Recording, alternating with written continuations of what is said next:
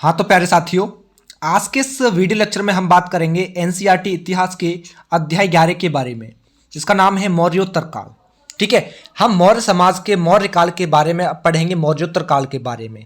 और मौर्योत्तर काल में हम ये पढ़ेंगे कि जो उसमें मौर्योत्तर काल में जो विदेशी आक्रमण हुए सबसे पहले, तो विदेशी आक्रमण किस तरीके से यहाँ हुए और उसके बाद फिर किस किस के आक्रमण यहाँ पर देखने को मिलते हैं और किस किस शासक ने यहाँ पर शासन किया, उसके बारे में आज इस लेक्चर में हम लोग चर्चा करने वाले हैं। ठीक है, तो लेक्चर इंपॉर्टेंट होने वाला है, तो ध्यान से इसको कंप्लीट कीजिएगा। देखो, विदेशी आक्रमण जब हुए थे, आपको बता दूं, जब मौर्य साम्राज्य का पतन हुआ था, मौर्य काल का जब पतन हुआ, उसके बाद देखोगे जो आपका मध्य एशिया है, वहां से आपके हिंद यवन यानी कि इंडो ग्रीक शक जो थे, पार्थ्याई थे या पल्लव कह सकते हैं, या कुषाण थे, उन्होंने भारत पर आक्रमण किया और एक बड़े क्षेत्र पर अधिकार कर लिया। आक्रमण किस किसने किया था, ध्यान रखना, हिंद यवन, ठीक है, हिंद यवन शकों ने। ठीक है, दूसरी बात करें तो मैंने बताया था अभी आपको, पार्थ्याई या पल्लव जो थे। ठीक है, पार्थ्याई,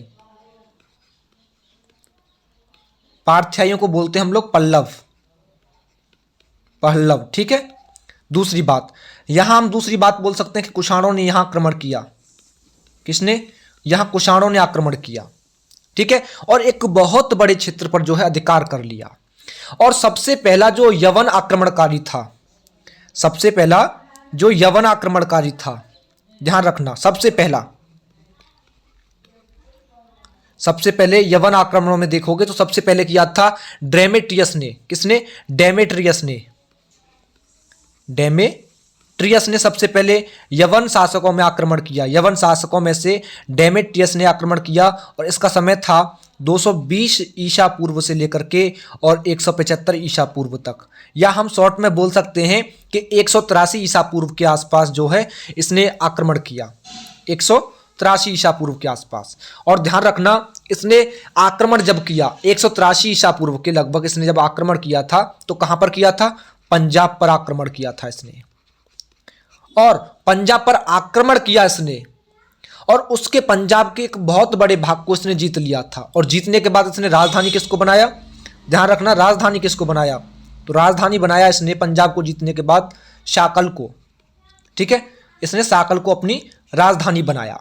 यही बात करें, जो आपका डेमेट्रियस वंश था, कौन सा? डेमेट्रियस वंश,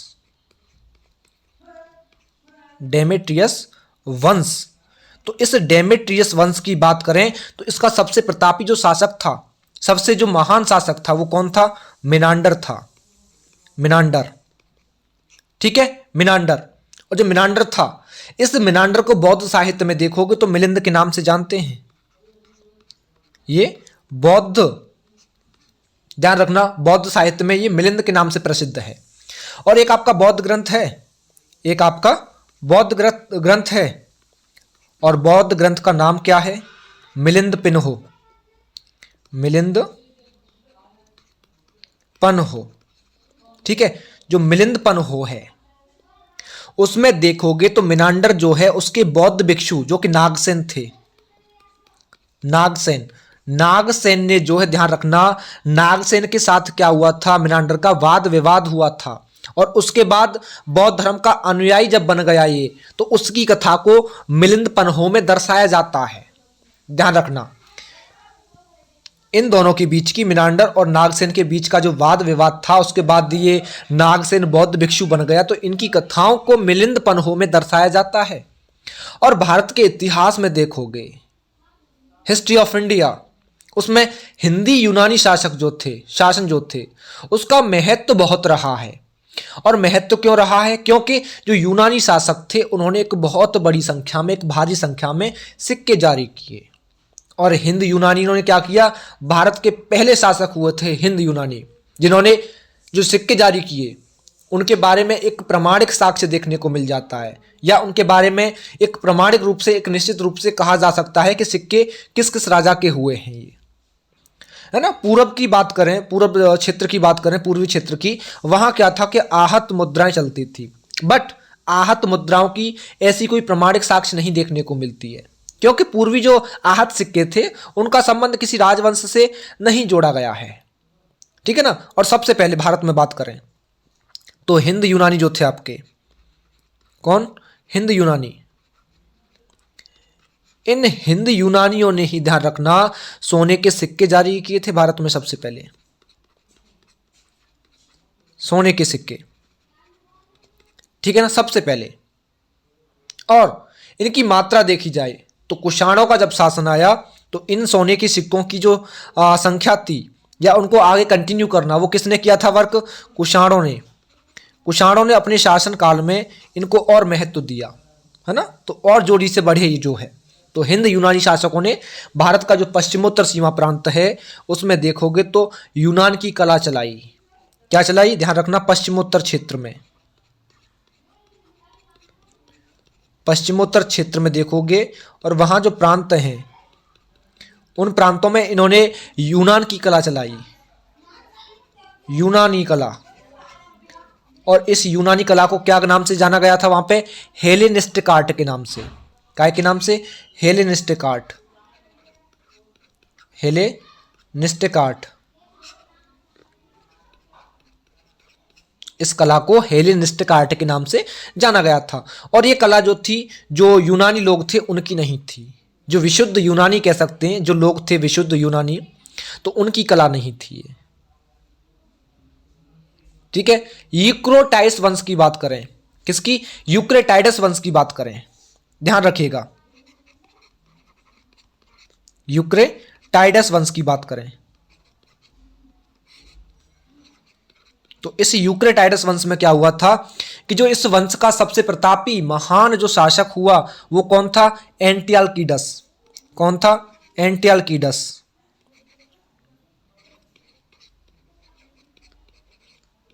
एंटियालकीडस सबसे महान और प्रतापी राजा हुआ था ये, इस यूक्रेटाइडस वंश का। और इसने क्या किया था? जो शुंग वंश का शासक था भागभद्र, जो शुंग वंश का शासक था भागभद्र, ध्यान रखना, भागभद्र, इस भागभद्र का दरबार लगा करता था कहां पर? विदिशा में। इसका दरबार लगा करता था विदिशा में। और विदिशा में जब इसका दरबार लगता था तो इसने एंटियालकीडस ने एक राजदूत को भेजा, इसने एक राजदूत को भेजा।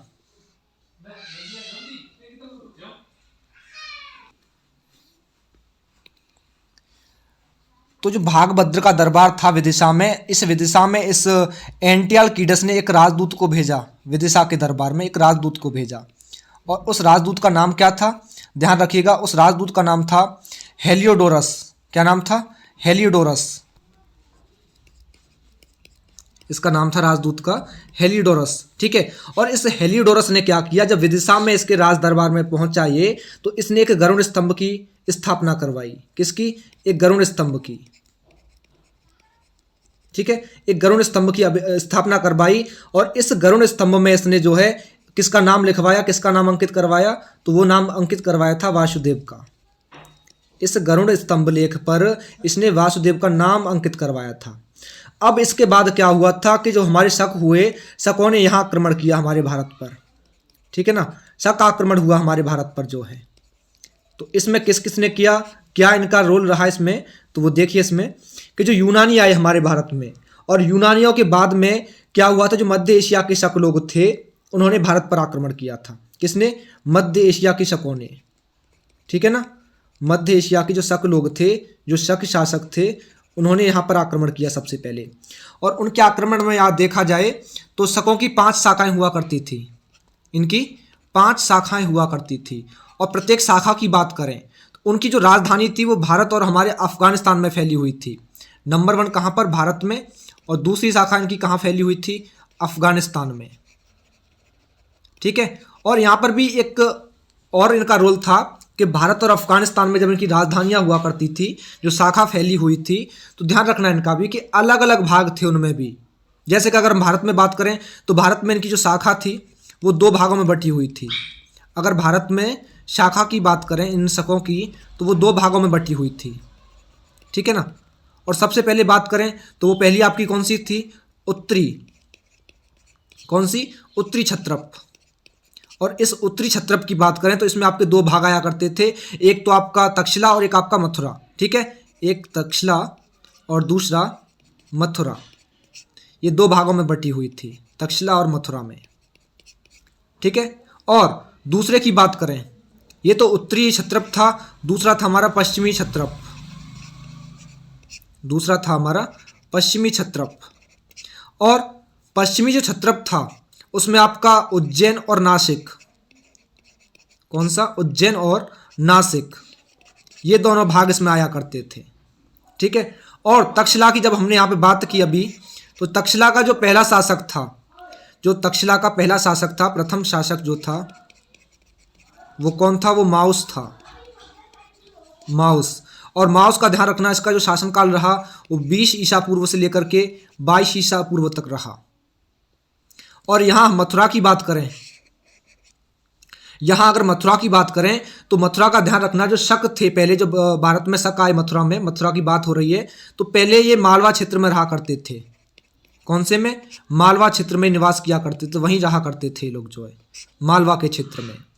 और इन्होंने क्या किया कि 57 ईसा पूर्व में, कब, 57 ईसा पूर्व में जो विक्रमादित्य नाम का एक शासक था उसको हराया, और उसको हरा करके ये कहां पर आ गए, मथुरा में आकर के बस गए।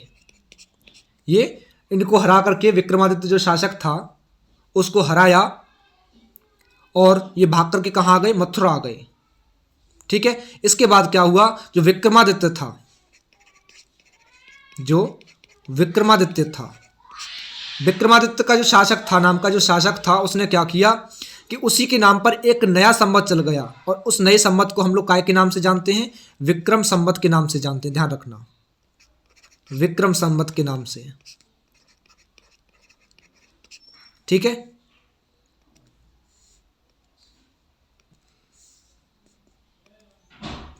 तो यहां हमने जैसे पता चला कि जो विक्रमादित्य शासक ने जो नया संवत चलाया उसको विक्रम संवत के नाम से जानते हैं। ठीक है, विक्रम संवत के नाम से।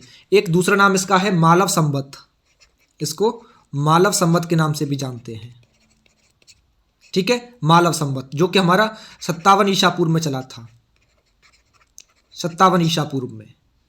ठीक है, अगर विक्रम संवत का देखा जाए, अगर इसी विक्रम संवत की बात की जाए तो ध्यान रखना, जो विक्रम संवत था, अगर इस संवत की बात करें तो 57 ईसा पूर्व की बात इसमें बताई जाती है कि 57 ईसा पूर्व में इसकी नींव पड़ी थी, इसका वहीं से उद्गम होता है, वहीं से इसका जन्म होता है, 57 ईसा पूर्व से विक्रम संवत का। तो 57 ईसा पूर्व में क्या हुआ, जो शक थे उन पर विक्रमादित्य ने विजय स्टार्ट कर दी, यानी कि उन पर विजय प्राप्त करना स्टार्ट कर दी। किसने, विक्रमादित्य ने। ध्यान रखना, जो विक्रमादित्य शासक था उसने जो शक लोग थे, जो शक शासक थे, उनको हराना स्टार्ट कर दिया, या उन पर विजय प्राप्त करना स्टार्ट कर दिया। ठीक है, इसी समय से, कौन से समय से, विक्रम संवत के समय से इन लोगों पर विजय प्राप्त करना स्टार्ट कर दिया। इसी बीच क्या हुआ था, जो विक्रमादित्य था, अब उसको उपाधि तो मिल गई, लेकिन अब उपाधि मिलने का यहाँ रीजन क्या था, क्या कारण था यहाँ पे, कि वो लोग क्या चाहते थे कि जो उनकी शक्ति है, जो उनकी शक्ति है, या जिन्होंने जो क्षेत्रों को जीता हुआ है, जहां अधिकार किया हुआ है इन लोगों ने, या हम बात कर सकते हैं एक प्रतिष्ठा की। ठीक है, प्रतिष्ठा की बात कर सकते हैं, या फिर हम कह सकते हैं कि जो उनकी सत्ता थी। तो यानी कि जो उन्होंने यहाँ पे देखा कि जो उपाधि मिली विक्रमादित्य की, ये जो उपाधि मिली विक्रमादित्य की, तो ये अधिकार कह सकते हैं हम लोग जो है, या प्रतिष्ठा कह सकते हैं।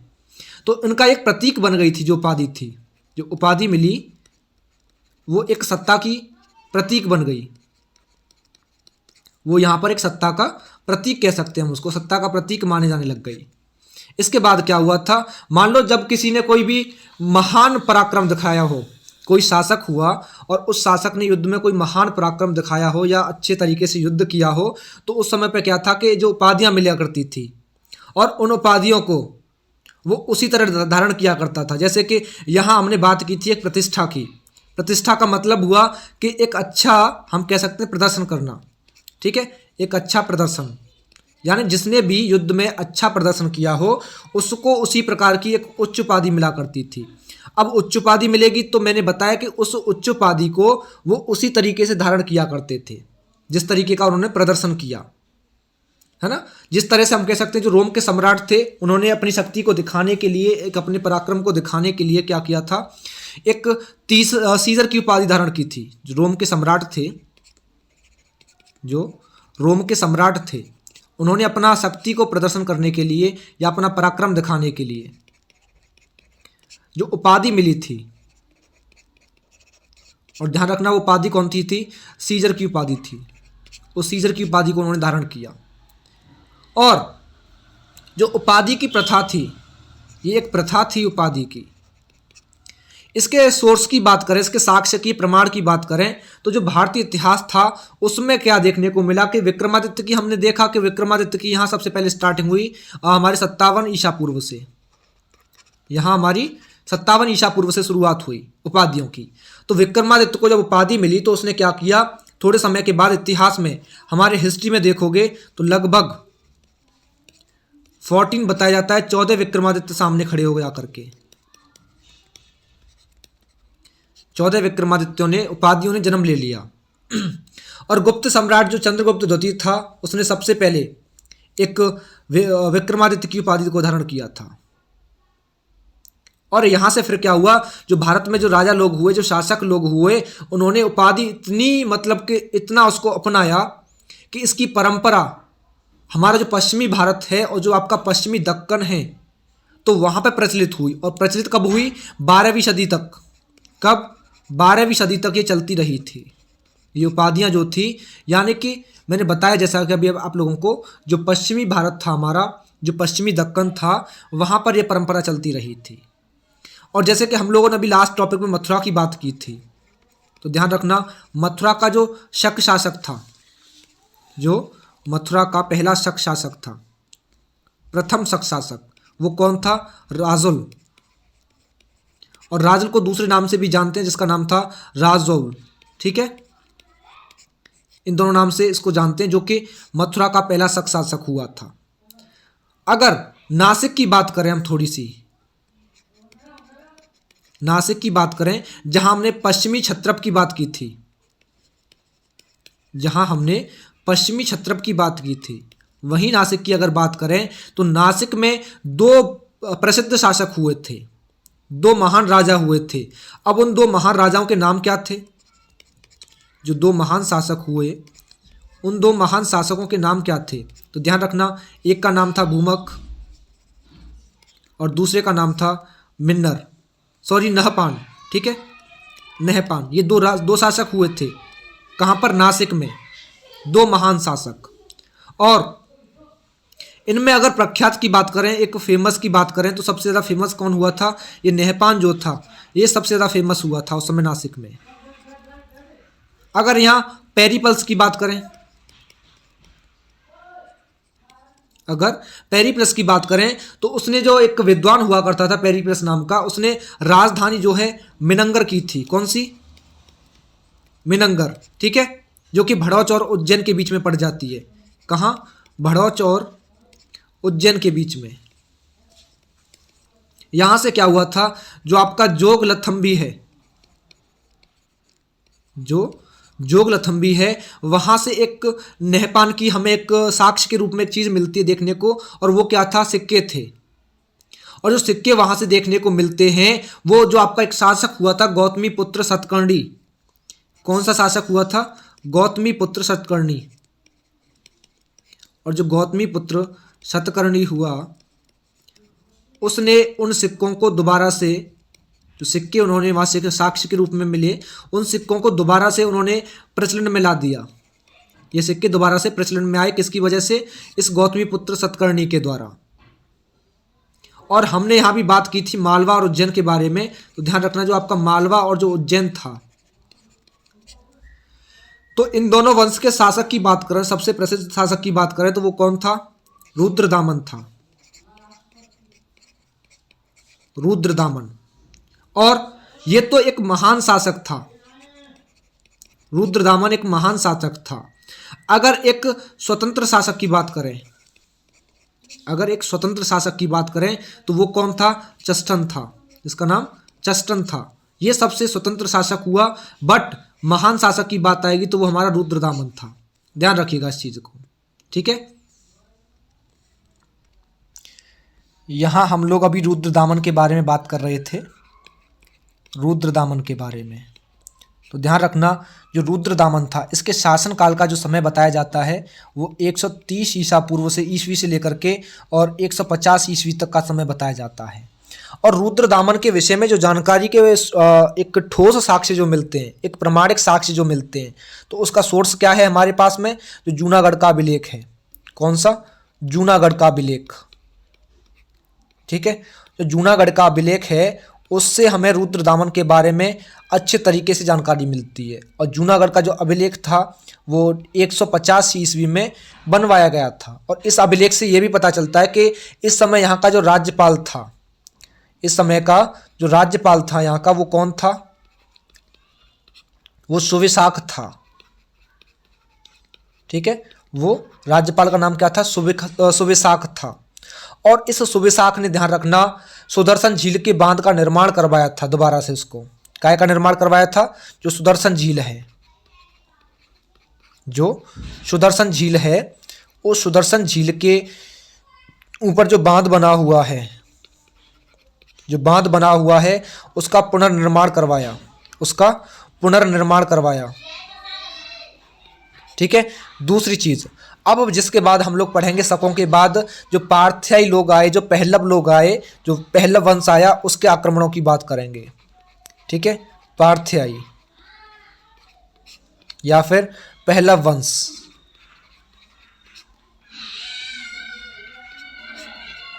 इसमें ध्यान रखना, जो भारत में पार्थियाई साम्राज्य की बात करें या पार्थियन साम्राज्य की बात करें, तो उसका जो वास्तविक संस्थापक था, इस वंश का जो वास्तविक संस्थापक था वो कौन था? मिथ्रेडेटस प्रथम। कौन था? मिथ्रेडेटस प्रथम। जो मिथ्रेडेटस प्रथम था, इसका जो समय बताया जाता है 171 से लेकर के 130 ईसा पूर्व का समय बताया जाता है। लेकिन इस वंश का जो सबसे प्रसिद्ध शासक हुआ, जो राजा हुआ, वो कौन हुआ? गोंडोफर्नीज हुआ, सबसे प्रसिद्ध शासक। सबसे प्रसिद्ध शासक कौन हुआ? गोंडोफर्नीज।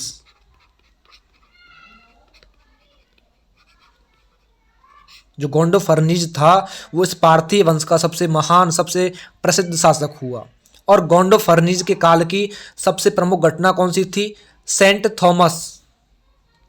जो सेंट थॉमस नाम का एक ईसाई हुआ करता था, सेंट थॉमस नाम का एक ईसाई हुआ करता था। और उस ईसाई ने क्या किया कि भारत में ईसाई धर्म की, भारत में ईसाई धर्म का जो प्रचार प्रसार था उसका कार्य किया। भारत में ईसाई धर्म का प्रचार प्रसार।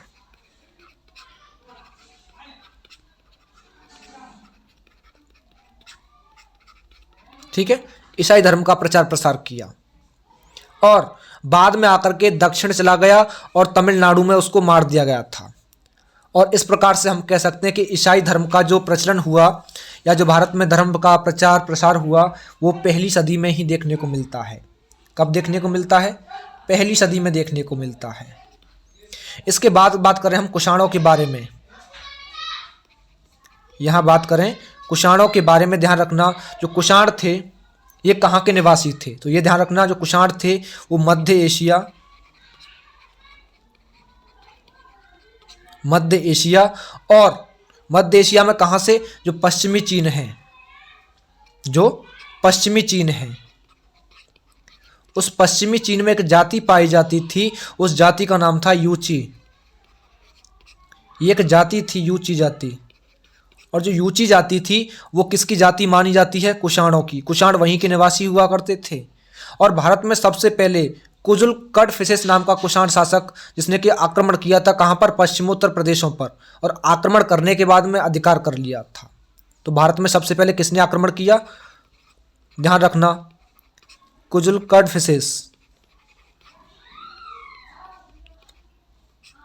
कुजुल कडफिसेस नाम का एक कुषाण शासक हुआ करता था। इसने आक्रमण किया पश्चिमोत्तर भारत के प्रदेशों पर और उनको अपने अधिकार में कर लिया। जो कुजुल कडफिसेस था उसकी जब मृत्यु हो गई तो उसके बाद में बिम कडफिसेस, इसके बाद में कौन आया? बिम कडफिसेस। जो बिम कडफिसेस था वो गद्दी पर बैठा, उसने शासन किया। अब भारत में कुषाण शक्ति का वास्तविक संस्थापक जो था वो बिम कडफिसेस को ही माना गया और इसने सोने और तांबे के सिक्के चलवाए और उसके सिक्कों पर किसकी आकृति थी? शिव की आकृति, जो नंदी बैल होता है उसकी आकृति, त्रिशूल जो होता है वो अंकित करवाया गया। ठीक है, तो वास्तविक संस्थापक कौन था इसका? बिम कडफिसेस था। ठीक है, वास्तविक संस्थापक।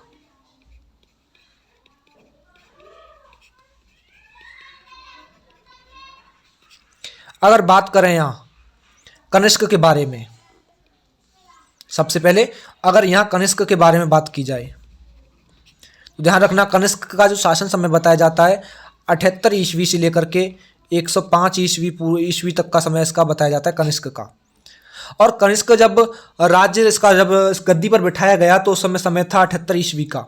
और 78 ईस्वी में ध्यान रखना, भारत में जो 78 ईस्वी है एक शक संवत के नाम से भी जानी जाती है, एक शक संवत के नाम से भी जानी जाती है। 78 ईस्वी का जो समय है शक संवत के नाम से भी जाना जाता है। लेकिन जब कनिष्क का जब राज्यारोहण हुआ, जब उसको गद्दी पर बिठाया गया तो ध्यान रखना उस समय कुषाण साम्राज्य में आपका अफगानिस्तान और आपके सिंध के जो प्रदेश थे, जो सिंध के प्रदेश थे, या बैक्ट्रिया या जो पार्थिया प्रदेश थे, जो बैक्ट्रिया या जो आपके पार्थिया जो प्रदेश थे वो उसमें सब सम्मिलित थे, सब मिले हुए थे उसमें। और कनिष्क ने भारत में अपना राज्य जो है मगध तक फैलाया हुआ था, उसको मगध तक विस्तार किया हुआ था। और प्रसिद्ध विद्वान अश्वघोष जो हैं, जो अश्वघोष एक विद्वान हुए हैं, और अश्वघोष ने ये बताया है कि उसने अपनी राजधानी, कनिष्क ने जो है अपनी राजधानी पुरुषपुर बनाई थी। कौन सी बनाई थी? पुरुषपुर बनाई थी। तिब्बत और चीन के कुछ लेखक ऐसे हुए हैं जिन्होंने बताया है कि उसका साकेत और पाटलिपुत्र के राजाओं के साथ युद्ध हुआ है। कौन से विद्वान हुए थे ये ध्यान रखना, कुछ चीन के लेखक हुए थे, चीन के लेखक या विद्वान हुए थे, और उन्होंने ये बताया है कि जो साकेत और पाटलिपुत्र यहाँ के जो शासक लोग थे, जो राजा लोग थे, इनके साथ में कनिष्क का युद्ध हुआ था। और कनिष्क का देखा जाए तो चीन के शासक पांचाओ, जो चीन के शासक थे पांचाओ, उनसे युद्ध हुआ था और जिसमें पहले कनिष्क की हार हुई थी लेकिन बाद में वो जीत गया था। और कनिष्क ने मध्य एशिया में आपका कासगर है, यारकंद है ना, जो प्रदेश थे उन पर भी अपना अधिकार जमा लिया। हम कह सकते हैं कि जो मौर्य साम्राज्य था उसके बाद पहली बार एक विशाल साम्राज्य की स्थापना हुई, और जब स्थापना हुई उसमें गंगा, सिंधु, ऑक्सस की जो घाटियाँ थी वो सब उसमें मिला ली गई थी, है ना। जो आपका सिल्क मार्ग था, सिल्क मार्ग काफ़ी प्रख्यात था, काफ़ी विख्यात था सिल्क मार्ग जो था। और सिल्क मार्ग ध्यान रखना इसकी 3 शाखाएं थी। इसकी कितनी शाखाएं थी सिल्क मार्ग की? 3 शाखाएं। और इन 3 शाखाओं पर कुषाण साम्राज्य का नियंत्रण था, अधिकार था। अब 3 शाखाएं कौन कौन सी थी? एक तो आपका जो आपका कैस्पियन सागर है वहां से होकर के निकलने वाला जो मार्ग था, कैस्पियन सागर।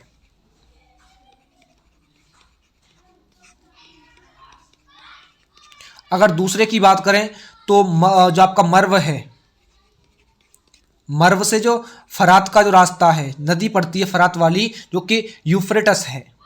फरात को यूफ्रेटस के नाम से भी जानते हैं। जो नदियां थी वहां से होते हुए रूम सागर पर बना जो बंदरगाह है वहां तक का जो जाने का मार्ग था वो आपका मर्व से फरात के बीच का था। और तीसरे की अगर बात करें तो भारत से देखा जाए जो लाल सागर है, भारत से लाल सागर तक जाने का जो मार्ग था वो तीसरा मार्ग था, वो तीसरी शाखा थी। कहाँ से? भारत से लाल सागर तक की ये तीसरी शाखा थी। तो उत्तर पश्चिम में ध्यान रखना भारत पर क्या था कि उस समय बहुत ज़्यादा व्यापारिक केंद्र बने हुए थे। और इनका उद्देश्य की बात करें, इसका उद्देश्य क्या था कनिष्क का, तो ऐसा कह सकते हैं हम लोग, सिद्धांतों की अगर बात करें इसके विषय में अगर कहा जाए तो जो बौद्ध विद्वान थे उन्होंने काफ़ी मतभेद इसके लिए जताया है। क्योंकि जो सभा थी उस सभा में विद्वानों ने पूरे बौद्ध साहित्य पर टीकाएं लिखवाई हैं, और इन सभा का जो प्रधान हुआ था वो कौन था? वसुमित्र था। वसुमित्र और अश्वघोष। वसुमित्र और अश्वघोष दोनों ने मिलकर के इस सभा में भाग लिया था। तो कुषाणों ने ध्यान रखना, या कनिष्क की बात करें तो कनिष्क ने क्या किया, कश्मीर में जो कनिष्कपुर है और तक्षशिला का जो सिरकप है वहां पे एक नगर की स्थापना की। कहां पर? कश्मीर में। कश्मीर में काय की स्थापना की? कनिष्कपुर की। और तक्षशिला में इसने तक्षशिला में स्थापना करवाई, ध्यान रखना, सिरकप नाम के नगर की। ये दोनों नगर हुआ करते थे, तो इन दोनों नगरों की स्थापना करवाई किसने? आपके कनिष्क ने। कश्मीर में काय की करवाई? कनिष्कपुर की। तक्षशिला में काय करवाई? सिरकप की। ठीक है। इसके बाद क्या हुआ, जो कुषाण थे उन्होंने ही सबसे ज्यादा सोने के सिक्के जारी किए, सबसे अधिक स्वर्ण सिक्के जो थे। और जो सोने के सिक्के हुआ करते थे, जो स्वर्ण सिक्के हुआ करते थे, वो 124 ग्रेन के हुआ करते थे। ये 124 ग्रेन के हुआ करते थे। और जो कनिष्क की जो राज्यसभा थी, कनिष्क की राज्यसभा में क्या था कि काफ़ी विद्वान लोग उसमें बैठा करते थे। और उस राज्यसभा में जो विद्वान बैठा करते थे उनकी अगर बात करें यहाँ पे थोड़ी सी, तो ध्यान रखना उसमें आपके पार्श्व हुआ करते थे। पार्श्व वसुमित्र, अश्वघोष, तो ये लोग काफी विद्वान हुआ करते थे जो कि उसी राज्यसभा में बैठा करते थे। आपका नागार्जुन था जो कि एक पंडित हुआ करता था। चरक था, चरक कौन था? एक चिकित्सक हुआ करता था, वो भी उसकी राज्यसभा में बैठा करते थे। और जो कनिष्क का जो पुरोहित था, पुरोहित यानी कि जो धार्मिक कार्य हुआ करते थे, जो अनुष्ठान हुआ करते थे, उन कार्यों को कराने वाला जो पुरोहित हुआ करता था वो कौन था? संरक्ष। उसका नाम क्या था? संरक्ष था। और कुषाणों ने न केवल तांबे, हम कह सकते सोने के नहीं बल्कि तांबे के सिक्के भी जारी किए, और उन्होंने चांदी के सिक्के बिल्कुल भी नहीं चलाए। इन्होंने चांदी के सिक्के बिल्कुल भी नहीं चलाए। किसके चलाए? तांबे के, और दूसरा सोने के सिक्के चलाए। ठीक है, ध्यान रखिएगा। अगर यहाँ बात हम करें थोड़ी सी शुंग वंश के बारे में, यहाँ बात की जाए शुंग वंश के बारे में,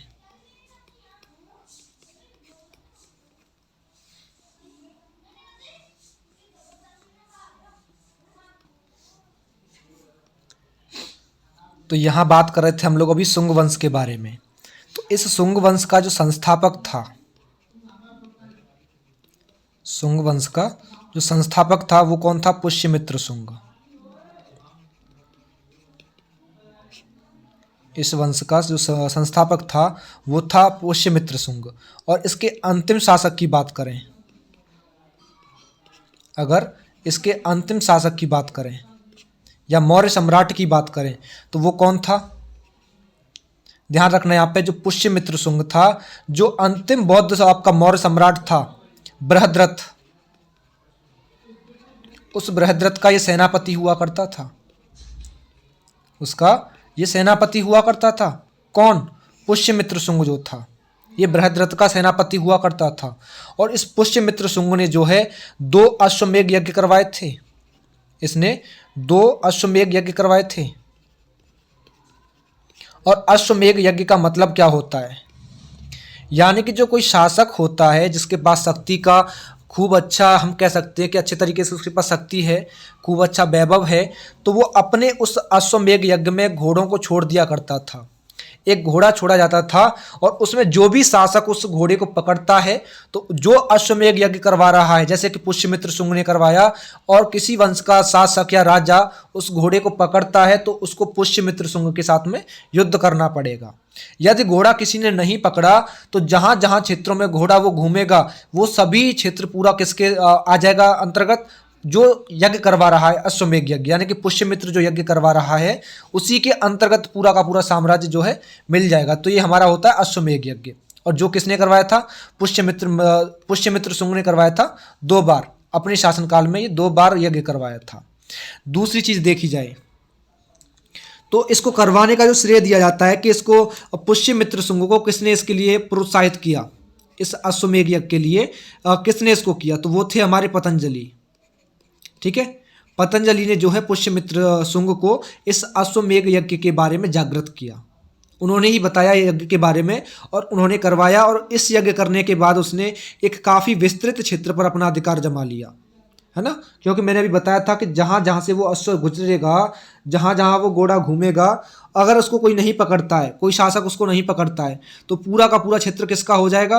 वो पुष्यमित्र शुंग का हो जाएगा, जो अश्वमेध यज्ञ करवाएगा। यही हमारा अश्वमेध यज्ञ होता है, ठीक है। और पुष्यमित्र जो था, इस पुष्यमित्र के समय की बात करें, शासनकाल की बात करें, तो जो यवन लोग थे, जो यवन शासक थे, उन्होंने क्या किया, जो चित्तौड़ था, और चित्तौड़ के पास में आपका जो नगरी और अवध दो क्षेत्र देखने को मिल जाते हैं, नगरी और अवध, इनमें क्या था, जो साकेत का क्षेत्र था, और उस साकेत के क्षेत्र पर आक्रमण किया और उसको घेर लिया, यानी कि उसको अपने क्षेत्र में मिला लिया पूरे तरीके से। लेकिन जो पुष्यमित्र शुंग था, अब इसका जो मैंने बताया कि जो चित्तौड़ और जो यानी कि चित्तौड़ में जो आपका नगरी और अवध का जो क्षेत्र था, ये किसके अधीन था? ये पुष्यमित्र शुंग के अधीन था। और यहाँ पे लेकिन यवनों ने यहाँ पे आक्रमण किया, तो लेकिन अब जब आक्रमण हुआ तो पुष्यमित्र शुंग ने यवनों को यहाँ पे हरा दिया, पराजित कर दिया। और उसी समय पुष्यमित्र शुंग ने जो है, ध्यान रखना, सांची जो था आपका, सांची में इसने 2 स्तूप बनवाए, है ना, 2 स्तूप बनवाए। और ध्यान रखना, अशोक जो था मौर्य सम्राट, तो अशोक के साम्राज्य में ध्यान रखना, सांची का जो महास्तूप है, उसकी जो काष्ठ वेदिका है, उसके स्थान पर इसने पाषाण वेदिका बनवा दी, इसने पाषाण वेदिका बनवा दी। और इससे हमें जानकारी अधिकतर पाषाण काल के बारे में ही देखने को मिल जाती है। और किसको, जो पुष्यमित्र शुंग था, इसने एक और बनवाया आप लोगों का, वो क्या था आपका, भरहोत का स्तूप। जो भरहुत का स्तूप है वो भी हमारा पुष्यमित्र शुंग ने ही बनवाया। सांची का जो स्तूप है, जो सांची का जो स्तूप है, लेकिन हम लोगों ने अभी थोड़ी देर पहले बात करी थी विदिशा के बारे में, जहाँ की एक राजदूत भेजा गया था, है ना। तो इस विदिशा की बात करें, जो विदिशा आपका मध्य प्रदेश में देखने को मिल जाता है। इसी एमपी में, इसी मध्य प्रदेश में जो रायसेन जिला है, रायसेन जिला, इसी रायसेन जिले में सांची के स्तूप का निर्माण करवाया गया था, है ना। और अभी हमने यहाँ पे बात की थी भरहुत स्तूप के बारे में, तो ध्यान रखना, जो भरहुत स्तूप है ये कहाँ देखा जाता है? सतना के पास में है ना। सतना के पास में आपका ये भरहुत स्तूप देखने को मिल जाता है। इसकी खोज जब हुई थी उस समय था 1873 ईस्वी का, ठीक है। और किसने की थी? जो कि आपके पुरातत्व विभाग के जो जन्मदाता थे अलेक्जेंडर कनिंघम, उनके द्वारा इसकी खोज करवाई गई थी, अलेक्जेंडर कनिंघम, ठीक है। और अलेक्जेंडर कनिंघम के ऊपर तो आपका यूपीएससी 2000 में प्रश्न भी पूछा गया है इसमें से, ठीक है। यूपीएससी 2000 में इससे प्रश्न भी पूछा गया है। अलेक्जेंडर कनिंघम जो थे वो किस विभाग के निर्माता थे? तो इस तरीके से प्रश्न आपका 2000 में पूछा गया है यूपीएससी के एग्जाम में। और कुछ हमारे जो बौद्ध साम्राज्य जब चल रहा था, तो बौद्ध रचनाएं जो हुई, या जो बौद्ध ग्रंथों की रचनाएं हुई, उन रचनाओं में ध्यान रखना क्या हुआ था कि जो आपकी पुष्यमित्र था, आपके अशोक ने भी उसके मतलब देखा जाए समकालीन हुआ, बौद्ध के जो बौद्ध प्रथा थी उसके समकालीन हुआ। बट जो पुष्यमित्र शुंग था ये इसके बिल्कुल विरुद्ध था। बौद्ध शिक्षा या बौद्ध प्रचार जो प्रसार हुआ, जो रचनाएं हुई, वो उनके प्रति बिल्कुल भी उदार नहीं था, और उसे बौद्ध धर्म का उत्पीड़क बताती हैं। जो आपकी बौद्ध प्रथाएं हैं, आपकी जो बौद्ध रचनाएं हैं, वो सब उसका उत्पीड़क बताती है ना। और उसमें ऐसा वर्णन भी देखने को मिलता है कि पुष्यमित्र जो था उसने बौद्ध विहारों का विनाश करवाया, उनको तुड़वाया, उन पर आक्रमण करने के बाद में। और जो बौद्ध भिक्षु हुआ करते थे बौद्ध धर्म में, जो बौद्ध भिक्षु हुआ करते थे, उनकी इसने हत्या करवा दी आक्रमण करके, जो है ध्यान रखना यहाँ पे, ठीक है। लेकिन जो शुंग वंश का राजा हुआ, एक शुंग वंश था, और इस शुंग वंश का राजा कौन था? ब्राह्मण धर्म, ध्यान रखना, ब्राह्मण धर्म। जो शुंग वंश के राजा हुए वो ब्राह्मण धर्म के अनुयायी हुआ करते थे, उसका पालन किया करते थे, ब्राह्मण धर्म का, है ना। फिर भी देखा जाए तो राज्य में जो भरहुत स्तूप था उसका निर्माण करवाया गया। और सांची में मैंने बताया कि जो वेदिकाएं, जिन्हें हम रेलिंग के नाम से भी जानते हैं, तो उनका भी निर्माण करवाया गया। इनके उत्तराधिकारी कौन थे? वो थे आपके काण्व, जो कि ब्राह्मण वंश के ही हुआ करते थे, है ना। जो देवभूति शुंग वंश के एक कह सकते हैं कि अंतिम शासक के रूप में उसने शासन किया, किसने? देवभूति ने। जो देवभूति शुंग था उसने शुंग वंश में, हम कह सकते हैं कि अंतिम समय में सबसे अंतिम शासक यही था। और इसके मंत्री का नाम क्या था? इसके मंत्री का नाम था वसुदेव। और जो वसुदेव था उस वसुदेव ने इसकी हत्या कर दी और एक नए राजवंश की स्थापना की। और उस नए राजवंश को हम काय के नाम से जानते हैं?